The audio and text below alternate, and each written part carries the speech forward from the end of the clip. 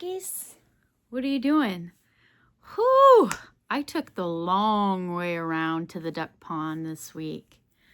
Oh, man. Okay, so the Quackin'. The Quackin' pulled a Hirschner's Lucky Clover dishcloth pattern, and you know how much I love my vintage thread. I used this thread to make lucky penny holders. I crocheted over pennies to take to the farm girls in March around St. Patrick's Day. And I just love the way all these greens work up for clovers. This time I used a number 2 steel hook, a 1.5 millimeter. Not the smallest I've ever worked with. It was pleasant. I enjoy it. And I think I am officially over with clovers this year. Let's see, for the farm girls, I made 15-20 lucky pennies. We had the dishcloth. Was that the dishcloth? It was a dishcloth. This clover one, which that's lovely, isn't it? And then this week, the ducks picked a clover that I've been stitching on.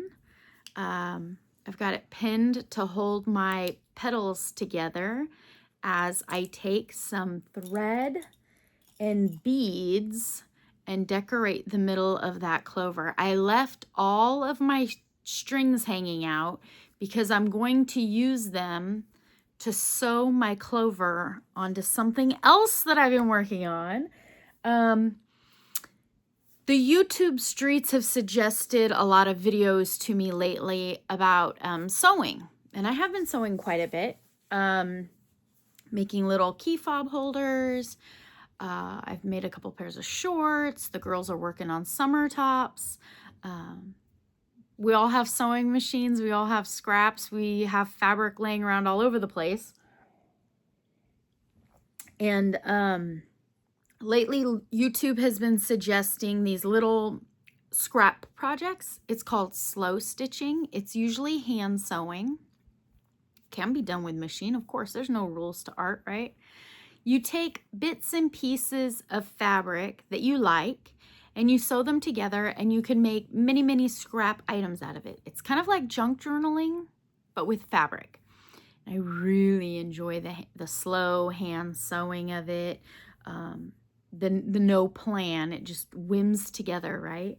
And one of the suggestions that it gave me was to make a notebook cover. So the chicken fabric came from an apron that I made, and I put some beads on it. And the other side, chicken and beads. This fabric was from, I think, a summer top that one of the girls made.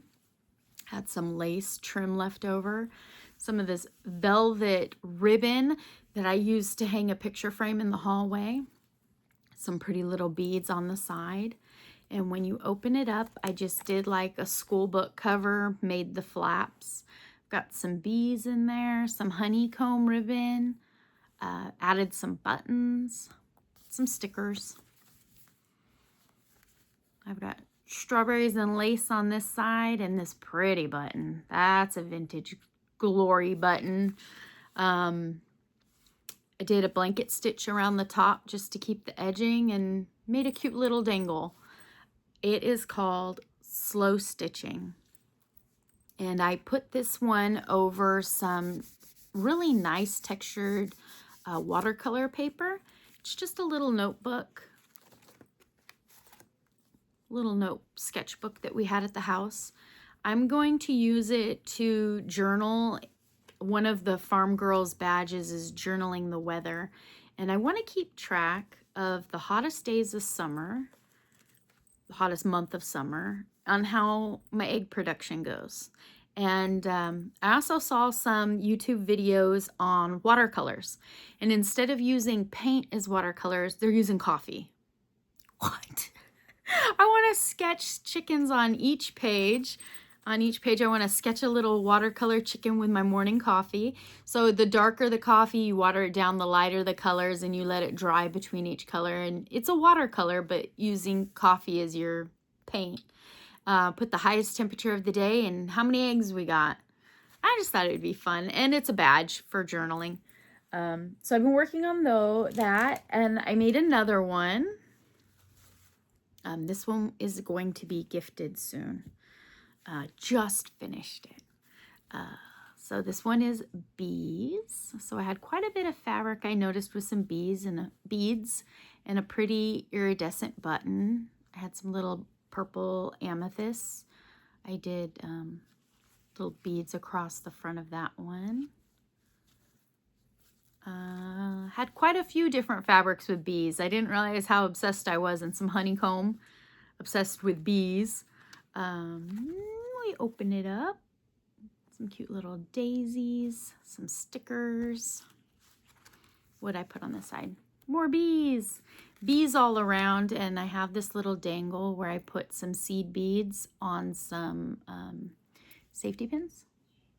Just as a cute little country look.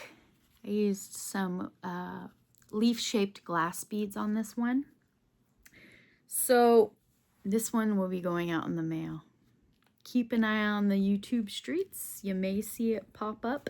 This one I use just notebook paper, and it's blank on the other side for sketching if she'd like. So that one's getting ready to be mailed. And then, so for the clover that we just made, I have some new fabric that I pulled out of the closet. Oh!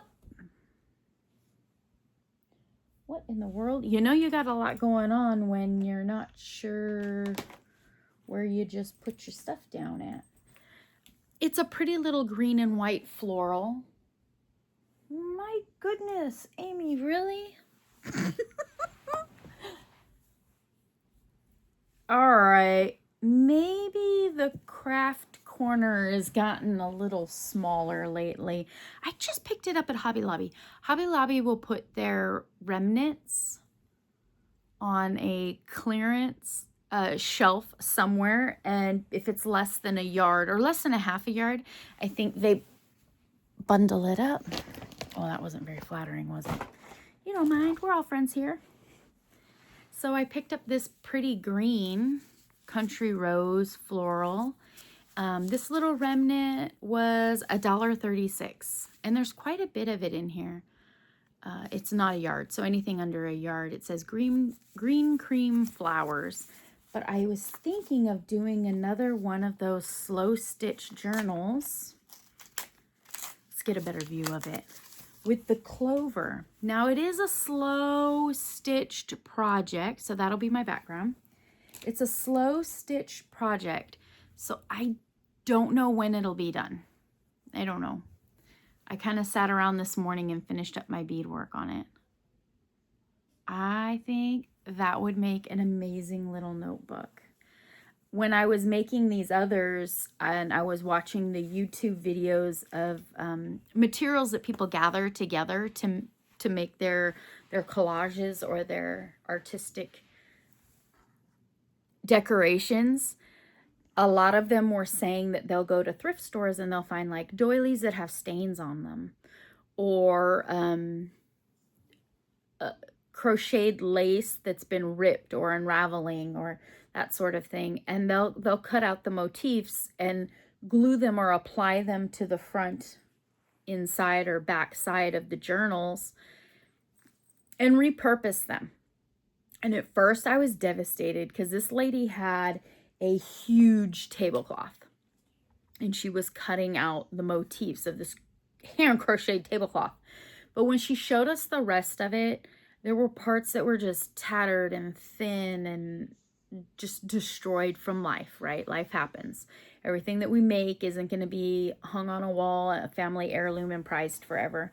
So I actually liked the fact that she was salvaging what she could from the project and giving it a new life, a new purpose, a new artistic flair. I'm okay with that. I think I am. As long as it's enjoyed, right? It's still being enjoyed. So duck, I didn't make a dishcloth. I made a motif to go onto the front of a little journal book cover. I followed all the directions. I didn't really see a useful purpose in me putting in the Cindy Hart's Patent 17 loop, drying loop. Not this week, because why would I need to dry it? It's a notebook.